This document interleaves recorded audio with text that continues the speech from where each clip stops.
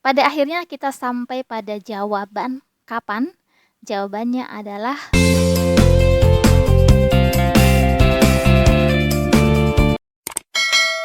Assalamualaikum warahmatullahi wabarakatuh.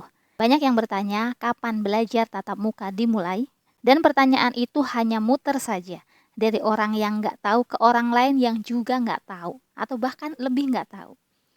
Anak nanya ke orang tua nanya ke guru nanya ke kepala sekolah, dan kepala sekolah pun nanya ke atasannya lagi. Lalu kapan sebenarnya belajar tatap muka dimulai? Sebelum pertanyaan ini dijawab, kita maklumi dulu bahwa pertanyaan-pertanyaan seperti ini akan selalu ada menghinggapi siapapun ya, baik dari siswa, orang tua maupun guru-gurunya sendiri. Wajar jika kita terus bertanya kapan dan kapan, karena memang kondisinya sudah semakin memprihatinkan dan tidak jarang menyebabkan saling menyalahkan di antara pihak-pihak yang terlibat dalam proses pembelajaran. Ada anak yang bilang bosen belajar daring karena gurunya nggak kreatif, ngajarnya monoton, bikin bete, bikin nggak paham materi, kebanyakan ngasih tugas ya, bahkan ada yang nggak ngejelasin tapi ngasih tugas doang gitu. Akhirnya tugas nggak dikoreksi, nggak dikasih nilai misalnya, atau keluhan-keluhan yang lainnya. Ada anak yang menyalahkan orang tuanya karena nggak bisa mendampinginya belajar, nggak bisa ngajarin semua mata pelajaran, atau nggak menyediakan fasilitas yang memadai untuk anak belajar daring.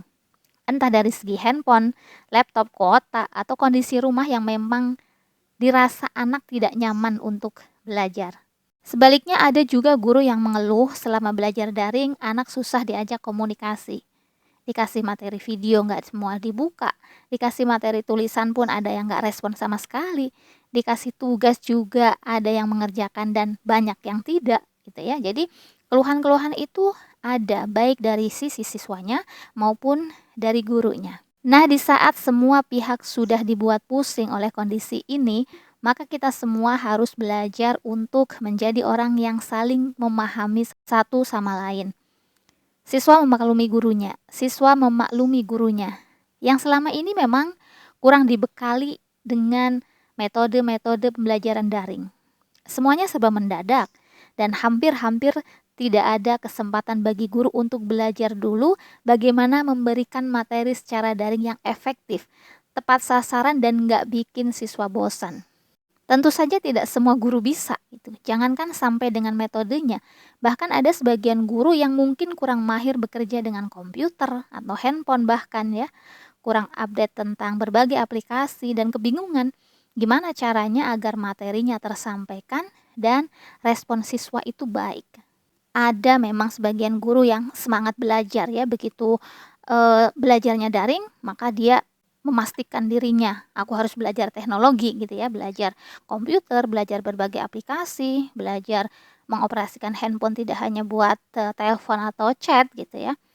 Karena memang tuntutan zaman seperti sekarang ini gitu. Jadi ada sebagian guru yang jadi semangat gitu, pengen bisa gitu. Tapi masalahnya sebagian guru sudah lanjut usia gitu, dan beliau-beliau ini perlu waktu yang cukup lama untuk memahami teknologi secara sempurna gitu ya.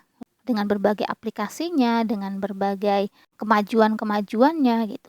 Jadi bagi sebagian guru yang sudah usia lanjut, di samping perlu waktu yang lama untuk bisa memahami teknologi, tentu saja kondisi yang serba terbatas sekarang untuk tatap muka, yaitu untuk belajar langsung gitu kan, sudah terbatas gitu ya, Sementara kalau diajarkan secara daring juga gitu, maka untuk memahaminya tentu akan lebih sulit. Artinya ini harus dipahami oleh sebagian siswa atau orang tua yang kadang berpikir bahwa guru itu harus serba bisa, dan ketika sudah menitipkan anaknya ke sekolah, maka sebagian orang tua berpikir semua tugas mendidik anaknya ada pada guru. Nah, ini tentu kita perlu saling memahami dan saling memaklumi ya, bahwa tugas untuk mendidik dan mengajari anak-anak kita adalah tugas kita bersama, baik orang tua maupun guru di sekolah. Begitupun anak yang menyalahkan orang tuanya, hendaknya mengerti bahwa orang tuanya bukan guru, atau mungkin sebagian ada yang guru sih gitu, tapi beda kondisinya dong mendidik anak sendiri dengan mendidik siswa-siswinya di sekolah. Tentu lebih sulit mendidik anak kandungnya sendiri, mengajari anak sendiri itu untuk sebagian orang jauh lebih sulit dibanding mengajari siswa dan siswinya di sekolah. Orang tua yang selama ini hanya sebentar mendampingi anak belajar atau bahkan jarang mendampingi gitu ya, tiba-tiba harus full mendampingi atau paling tidak waktunya lebih lama dan harus ditanya oleh anak tentang soal-soal berbagai mata pelajaran. Ya, tentu saja merasa kerepotan ya.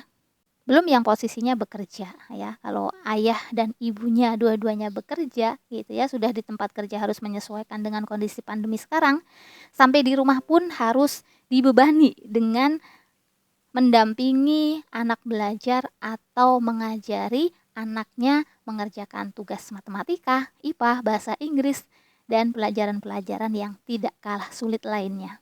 Jadi sudah sewajarnya orang tua yang penuh keterbatasan dalam mendampingi anaknya ini dimaklumi ya oleh putra dan putrinya.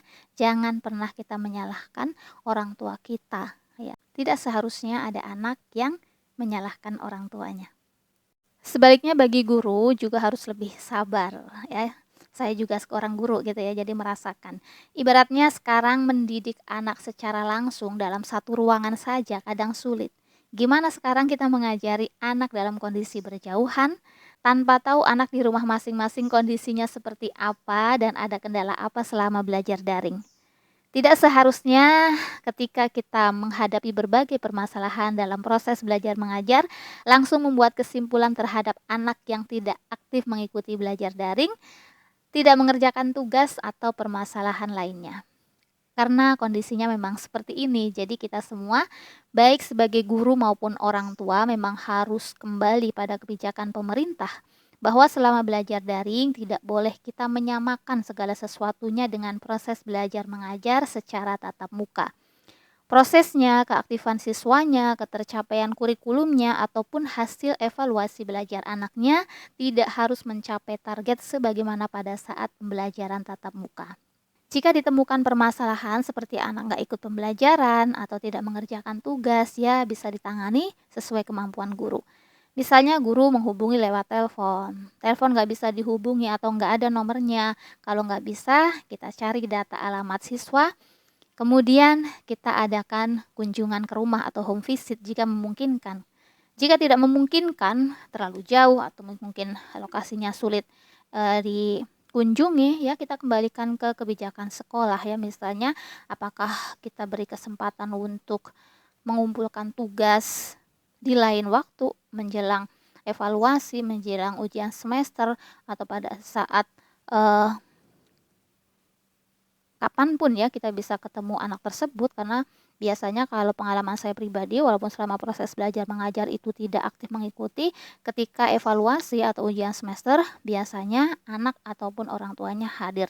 Nah, ketika hadir itulah kita bisa saling ngobrol, diskusi tentang permasalahannya apa, kemudian dicari solusi sebaik-baiknya. Kemudian jika ada kesalahan memang dari sisi siswa, entah karena malas atau yang lain, maka kita bisa berikan peringatan berupa surat pernyataan dan nasihat-nasihat yang mendidik tentunya.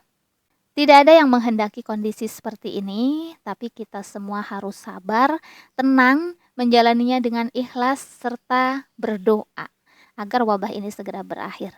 Dan akhirnya terjawab dengan pasti kapan belajar tatap muka akan dimulai. Mulai sekarang kurangi pertanyaan kapan belajar tatap muka dimulai pada orang yang sama-sama tidak tahu, dan dalam hatinya, dalam hati orang yang kita tanya itu juga mungkin memiliki pertanyaan yang sama. Kapan belajar tatap muka dimulai? Pada akhirnya kita sampai pada jawaban kapan. Jawabannya adalah tunggu pemerintah mengumumkan bahwa belajar tatap muka boleh dimulai. Karena bagaimanapun pemerintahlah yang lebih tahu kondisinya, yang lebih tahu kapan waktu terbaiknya. Nanti pasti akan diumumkan, dan tugas kita sebagai warga negara yang baik adalah taat pada apa yang sudah menjadi ketetapan pemerintah. Jadi intinya semuanya kita harus sabar menunggu, berdoa, mudah-mudahan kondisi ini lekas membaik dan akhirnya pemerintah mengumumkan bahwa belajar tatap muka boleh dimulai. Hilangkan ego kita ya, walaupun kondisinya memang serba tidak mengenakan, tetapi bagaimanapun ada pihak-pihak yang lebih berwenang untuk memutuskan kapan belajar tatap muka boleh dimulai. Terima kasih sudah menonton video ini, tetap semangat menjalani hari-hari kita. Sampai ketemu di video-video selanjutnya. Wassalamualaikum warahmatullahi wabarakatuh.